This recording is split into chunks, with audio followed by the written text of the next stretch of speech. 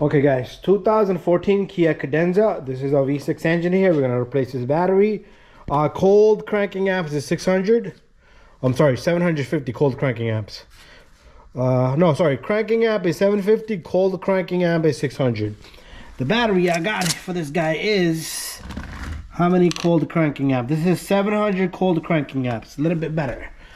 Okay, so to replace this battery, what we're gonna do is drop my socket there. I'm gonna have my friend here help me. What we're gonna do is push on this like that. Okay, there's a 12mm bolt all the way down there. Okay, that's it. It's holding the battery in place. So I'm gonna get that out. I got the bolt out already. Don't want to drop it. That's this guy right here. There's a bracket holding the battery. And now we're gonna switch our socket. So 12mm, and we got a 10mm here. I'll put a jump box here so I don't lose memory on this vehicle. So what we're gonna do is I'm gonna kind of gently go back on this, and I'm gonna loosen this 10mm here. Then I'm gonna bring this jump box over to that little guy. So people always say, what comes off first? Take out your negative first, and then the positive. I'm gonna have my friend here hold this in place like that. Okay, and what I'm gonna do is I'm gonna take out this battery, and I'll be right back. So see that?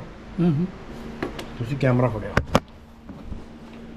Char do, on char do.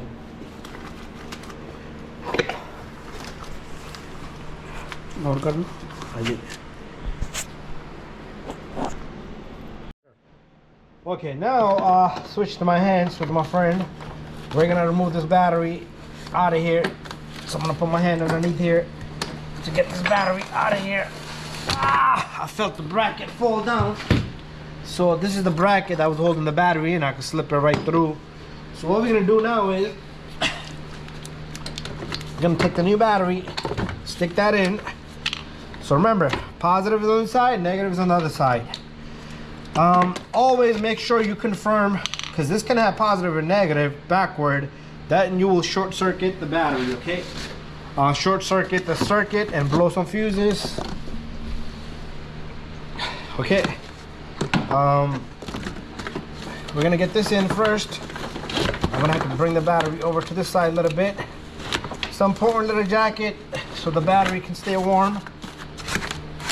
A little bit of safety. They designed it for a reason. Okay, there you go.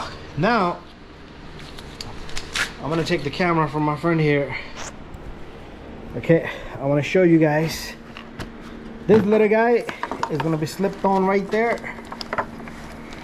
Okay, and then it's just a matter of me putting this 12mm on that. I can do that later. So now the reverse procedure is we're gonna put the positive in first, and then negative, okay? And we'll tighten this up, and we'll remove this since we already got power sitting in place. Bada bing, bada boom. All I need to do is make sure this is tight. This is a little bit loose. I'm gonna go a little bit more. I'm gonna do a little bit more on that, and then all you need to do is put this 12mm right there. I'm gonna have to kind of fish it in there. If you want to remove this little guy, you know what? Let's make this very easy for me.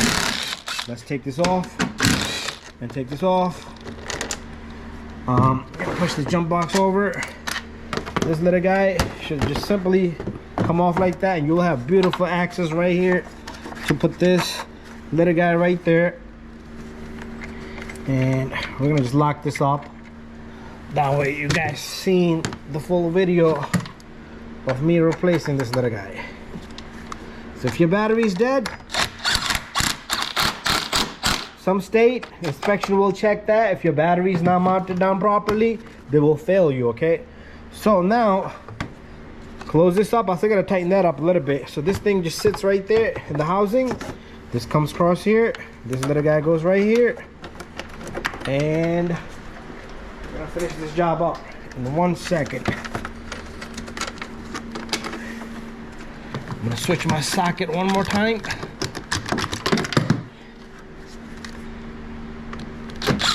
So you guys should be able to do this in 10 minutes. If you don't have the jump box, that's fine. You might lose the radio settings, memory settings, or if you got a radio, some cars have radio code for the screen, navigation, GPS, and that's the only reason why I saved it. So I don't know why this is not holding properly. I'll look into this in a minute.